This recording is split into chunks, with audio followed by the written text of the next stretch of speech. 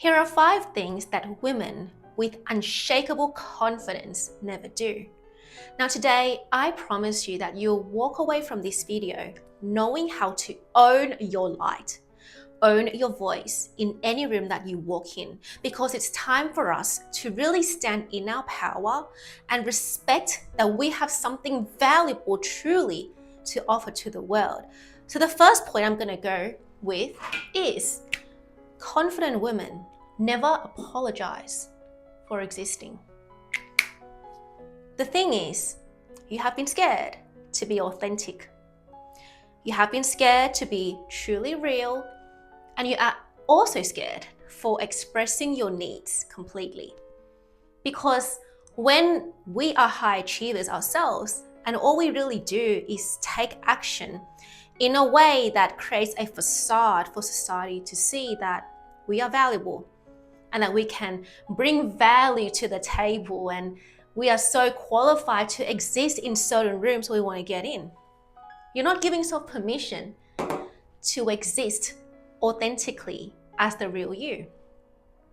Now, social conditioning, especially in Thai culture, has taught me that the only way for you to be seen is if you tick the boxes of what a socially, conventionally successful women should be like. But as the years went on and I tried to inauthentically maneuver myself around and try to overly morph myself and negotiate my worth to fit in, the more the people that I communicated with would treat me exactly as how I treated myself. Because your relationship to yourself literally dictates how people outside of you meet you. If you're operating at a state where you feel inner conflict, inner tension, because you're scared that your existence on its own, without having to wear social mask and be polite and just, try to fit into any rooms, you're scared that people won't accept you. So then the more you diminish yourself, the more people don't see your inherent value. And I'm done with that. I'm done with women feeling that way. And that's why we're going to go on to the second point, and that is confident women never lower their standards. Whether in friendships, whether in negotiating for the jobs that you want, whether in romantic dynamics. Now, what does negotiating our worth really look like? Well, it looks like, let's just say your boss offers you a certain salary package in terms of career. And because you are nice, like my old self used to be, because you are generous, because you don't feel like you have the authority to charge what you feel you deserve to receive, you then kind of maneuver your way again through the conversations and try to meet people at the midpoint. But it's interesting because the more we try to maneuver ourselves to meet people at a midpoint, the more we're saying that our time and our energy is mediocre. So then how do you treat certain items, certain gadgets, certain experiences that are just okay? You don't value it that much because it's just mediocre. So then when you lower your standards because your boss says, no, we don't have the budget to overly hire you, as in we don't have the budget to pay you premium. So we don't care how much experience you have in graphics design, how much experience you have in public speaking, how much experience you have in designing. It doesn't matter. What matters is that this is our budget. So then you're like, I understand. Because if I don't tone myself down to fit that budget, then nobody's going to hire me because I'm demanding too much. Now, logically, this is correct, especially in Asian culture and being raised to say that, Patty, like you shouldn't ask for too much because you're a woman. And women are supposed to quieten down their voices and be polite. So then you're like, don't be cutthroat. You've got to be generous. You've got to be nice. So understand the company that their budget is low. So then despite you being quite skilled, talented and experienced in what you do, you accept the price that you know you don't deserve. And then when you accept the price that is lower than your standards, the feeling of resentment, the feeling of burnout, the feelings of being overworked, the feeling of I've worked so many hours, why don't they appreciate the output, Well, it's because energetically you've already signaled to them that you're not worth more appreciation. So despite your work being exceptionally outstanding, people may say, well, thank you so much. Thank you so much for this beautiful video that you created. Thank you so much for this video edit you did for us. Thank you so much for all this. But because you already lowered your standard, even if you try to ask for a raise, they're not going to give it to you because their perception of you is that you're a mediocre, well, not exactly a mediocre person, but you're a person that's willing to maneuver herself to fit people's budgets. And I learned the hard way that usually companies are willing to pay an enormous amount to solve a painful problem, like legal advice. So why are you worth less? Why are you worth less? Which means that, moving on to the next point, what confident women don't settle for is that they don't take anything personally. Because I recently learned this from getting on a chat with somebody that is phenomenal, and he taught me the concept of internal architecture. But the one thing that really struck out to me with understanding our internal architecture is that people's projection towards our value is not a determination of our value, but how people respond to us is actually how they respond to themselves. So let's just say that you told people that you have big aspirations, like I used to 5-6 years ago. And I said that I want to make an impact. I want to make this amount of money. I want to grow a community.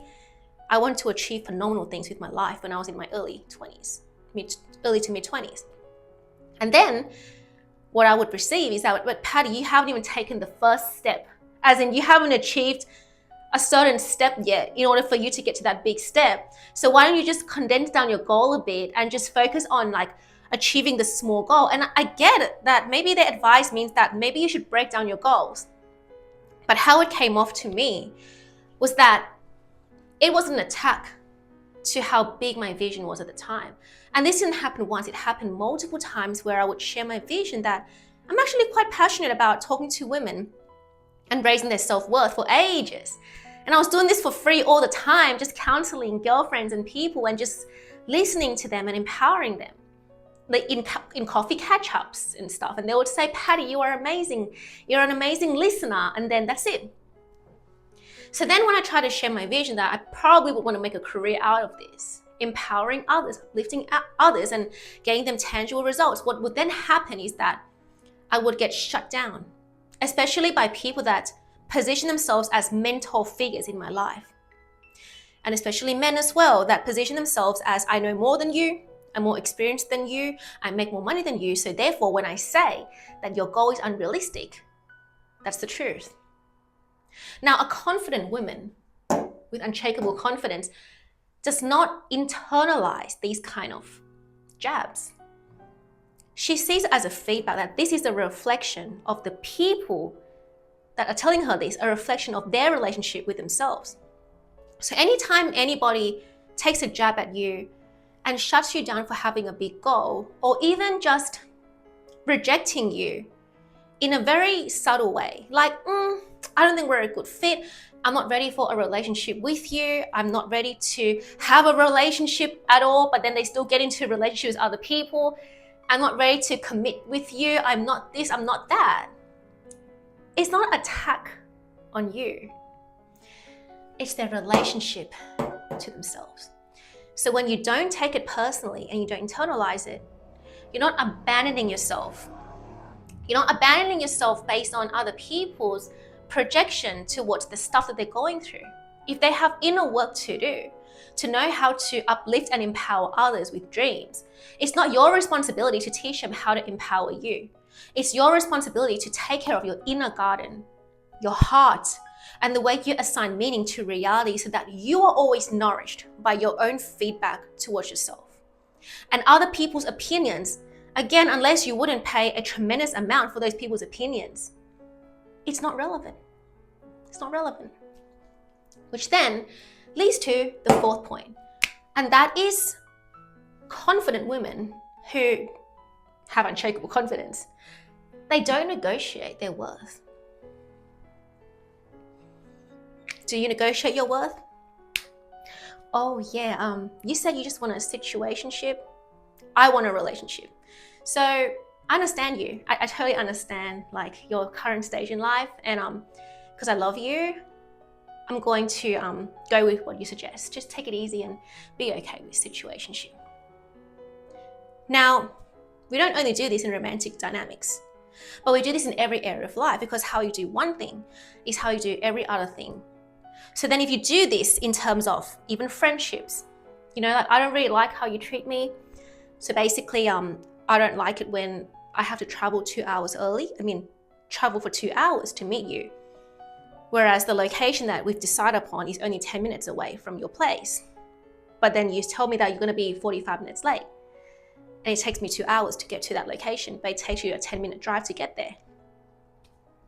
In the past, I saw this as, I understand that they have podcasts to do, they have work to do, they just have things going on in their lives. Therefore, their time matters more than mine.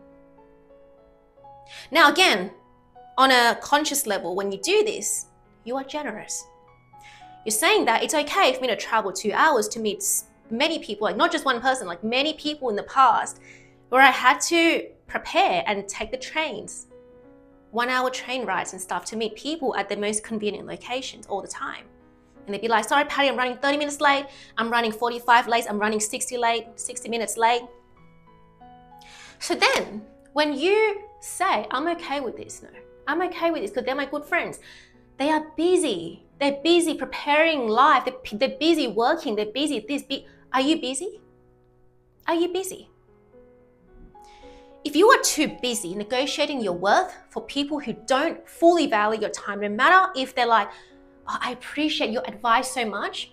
I appreciate you listening to me and being my trauma punching bag. I really appreciate the benefits I get out of connecting with you. So I benefit, but you don't. I really appreciate that.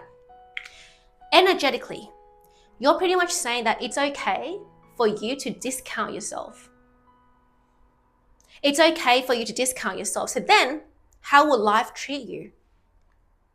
People will continue to discount not just your rate, but they will discount your time. They will not take your time seriously. They will not take your word seriously. You can assert boundaries verbally. No, I'm not okay with this verbally, but they're not going to change because fundamentally, you didn't shift your relationship to yourself by stop taking people's convenience as your priority. Everyone has a busy life. You have a busy life. And again, your busyness means that, look, if somebody wants to undercharge you, well, your time is equally valuable to theirs just because they make more money than you. So if it's costing you too much time and energy to work for an underpaid rate, or it's costing you too much time and energy to settle for friendship dynamics where your time is not valued properly, or situationships or anything like that in the past where your presence is not fully valued not because the other person is bad, but because they don't want the same things as you, then you have to know what is the worth of your time, of your energy, of your presence, of your knowledge, of your skill, of your experience, and keep the standards high for yourself. Which then leads us to the final point, and that is abandon herself to fit in. Confident women do not abandon herself to fit in. Because fitting in, again, means that you apologize for being authentically you. So then you're in a room, but then you're bright. But then like the room that you're in, people are kind of on a different journey. So then you bring your light to the room and then it threatens other people's sense of confidence. They see you as a threat. They detect that, oh, Patty is a bit, too much. So you say, sorry, I went too fast. Sorry, I spoke too fast. Sorry, I was too knowledgeable. Sorry, I was too skilled for this room. Like you literally apologize with your energy by toning yourself down. And then you also lower your standard because you're like, I really want to fit into this group. So even though like back in the day when I had like a corporate sales job, and what I would usually do in my lunch break is gym downstairs. There was this little gym and I would like run on the treadmill and lift some weights while my co-workers would gossip about what shoes to wear, what shoes to buy online. They would talk about life. And I didn't want to do that in my lunch break. So then over time, because I also don't really drink and I don't drink at all these days, well, I look like an introvert, like someone who doesn't know how to socialize because I just don't want to drink on Fridays. I like having a fit body. I don't like drinking. I don't like alcohol. I don't like gossiping anymore. I mean, I don't even like gossiping at all. But when people make you feel weird, that you don't want to talk negatively about anything and you prefer to go to the gym and isolate yourself, and you're like, nah, if I want to fit in at this workplace, if I want to fit in this social group, I have to stop going to the gym to build my mental and physical stamina and emotional stamina so I can dilute my power to go and gossip about life, about other people, about other co-workers, so I can fit in and perhaps drink a glass or two of alcohol when you told yourself, I'm leveling up every day. So why would I do anything that will pull me back from staying fit and glowing? So that's my personal preference. But when you say this, you come off like you think you're too good for other people. So then you lower your standards by trying to shrink. You shrink your priority to make sure that you're a good fit for that team. And then as time goes on, you take things personally when people start to really undermine you. And they're like, Patty, I think your ideas are just like, it's offending me because it's way too ahead. So then you start negotiating your worth. Okay, you can pay me less for all the skills that I have. Okay, you can continue treating my time like it doesn't mean anything because you're so busy with your own priorities, as if I don't have my priorities. So then you abandon yourself. You abandon yourself by not listening to your heart that I'm done. You abandon yourself by not listening to yourself through how your body communicates with you that I'm burning out, I'm drained, I'm lacking sleep, this is not okay. And as a result, this cycle continues to perpetuate over and over and over until you find yourself not even having people check up on you because you were never valuable in the first place. So then it's time for us to check in with ourselves and listen to your body. How does it feel when I say yes here? How does it feel when I say no to myself again and again and again and again because you're saying yes to this and this and this? Once you know that your body feels tension, it doesn't feel comfortable, it feels like tightness, it feels awkward, and you know how to clock in that my body is telling me something. And you now hold the power to finally say no to things that don't align with the best version of you. Then you are the woman with unshakable confidence. So never forget to value yourself, because in my journey to helping high-achieving women shatter their inner worth ceiling, this is the most integral part of the process. So never forget.